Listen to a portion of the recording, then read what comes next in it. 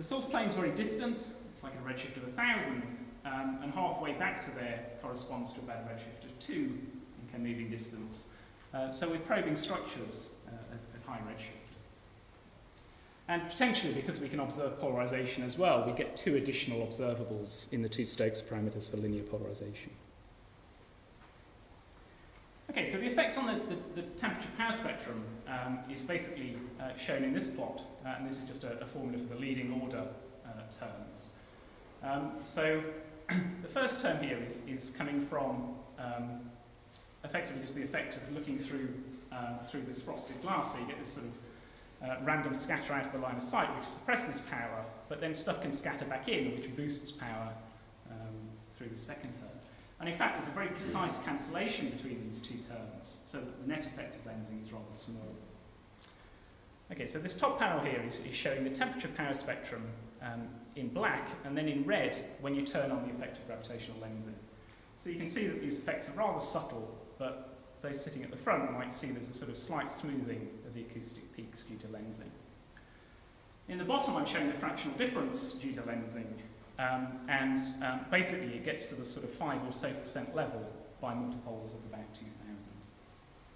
And so it's quite a significant effect on these small scales. If you compare it with other secondary anisotropies, so this is from a review by Wayne Hume and Scott Dodelson, the left panel is showing gravitational secondary effects, so the integrated Sachs-Wolf effect and its nonlinear counterpart, the Rishiyama effect. The effect of gravitational lensing is basically the dominant gravitational secondary effect. But if you compare it to other secondary processes, like scattering in galaxy clusters, depending exactly on what frequency you observe, the SZ effect is likely to dominate. So this is in the Rayleigh-Jeans limit.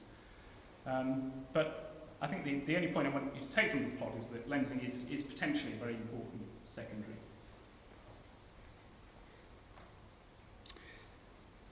The effect on the E-mode polarization spectra and the cross-correlation with temperature is actually very similar to the temperature power spectrum itself. You get a smoothing of the acoustic peaks and a transfer of power from large scales to small scales. The effect is somewhat larger in polarization because the peaks are a little bit sharper. So if we look, for example, in this plot, this is the E-mode spectrum, and now you can visibly see the smoothing effect of lensing. And by the time you get to multiples of 2,000, the effect's at 20%. So it's a very significant effect.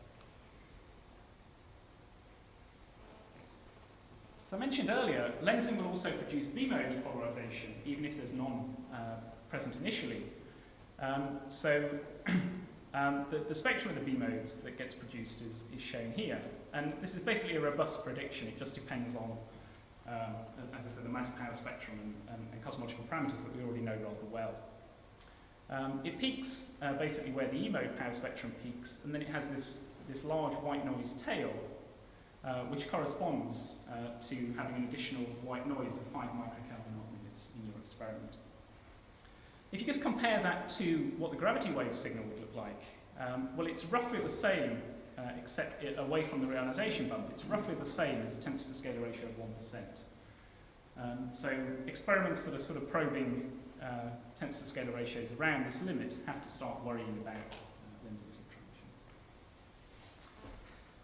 In terms of noise levels, I said this white noise from lensing corresponds to 5 microkelvin arc-minutes. If you compare that to Planck, the Planck noise levels are about 50 microkelvin arc-minutes.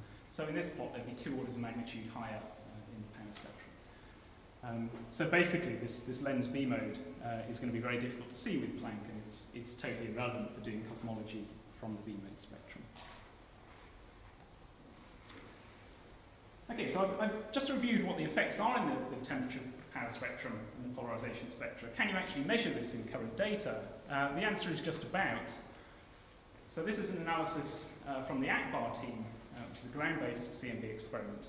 So they combined WMAP and Akbar together and basically took a model for the lens spectrum, which was the unlensed spectrum, plus some parameter Q lens, which should be 1, which they try and fit for, and then a change in the power spectrum due to lensing in some fiducial cosmology.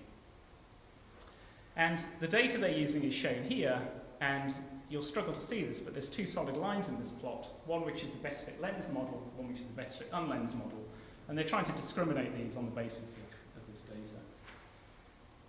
If you just do a likelihood analysis for Q lens, this is what they get. There's a big peak consistent with a Q of 1, as it should be, and the 95% constraints are shown here. So there's a weak detection of this effect in the power spectrum. What would this look like for Planck?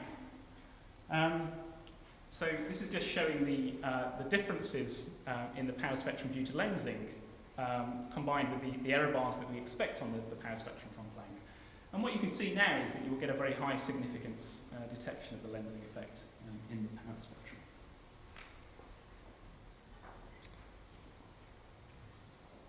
Okay, let me move on now to this idea of lensing reconstruction. So this is actually trying to learn something about the distribution of dark matter by using the non-Gaussianity that lensing introduces in the microwave background. So very roughly, the basic idea is very similar to cosmic shear. Right? If you've got a whole load of CMB features, which on average are circular, behind some coherent lens, then they will all get sheared in the same way.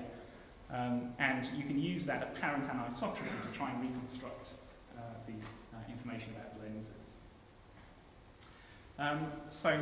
What you can basically show is that there's a correlation between the gradient of the unlensed microwave background and the lensed CMB, which just depends on the lensing deflection angles.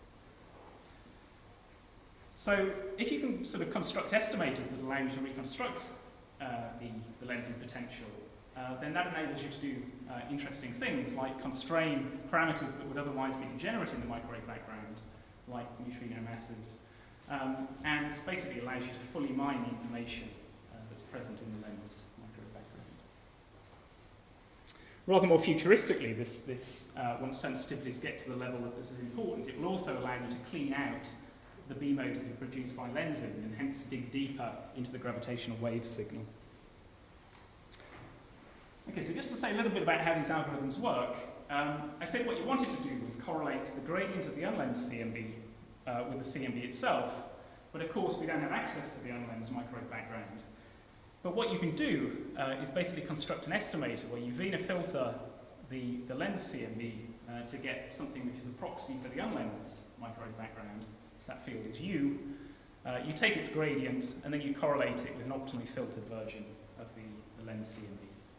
And you can show that this is then an unbiased estimator, at least a leading order, of the deflection field itself. So this is just an example of a reconstruction from my student Duncan Hansen at Planck sensitivities. So this is the input map of the lensing potential, and this is what you would recover by applying this procedure to Planck. This has been smoothed on large scales to get rid of all the high-frequency statistical noise that's present. So it's not that impressive, but again, if you squint a bit, you'll be able to see correlations, clear correlations between these two. Now, the reconstruction isn't perfect, because even if there were no lensing, you will get chance alignments between structures in the CMB that mimic the effect of lensing. And that introduces a statistical noise into the reconstruction. And the noise levels on the deflection power spectrum, on the deflections, are just shown here for Planck. So this is the curve, this is the signal that we're trying to reconstruct, the deflection power spectrum, and these are the noise levels of the deflection. The red curve is just using temperature information, and the slightly lower purple-coloured curve is if you use all the polarization information as well. So basically, the reconstruction, given that if we look at the temperature case, given that it's above the signal power that we're trying to measure, it's not going to be cosmic variance limited, our measurement. But we're just on the sort of limit where we'll have a signal to noise of 1 on quite a good number of modes of the deflection. In principle, you can go way beyond this with you have a sort of futuristic, dedicated, high-resolution polarization experiment. You can suppress the statistical noise considerably and get sort of way down to very interesting levels on the deflection power.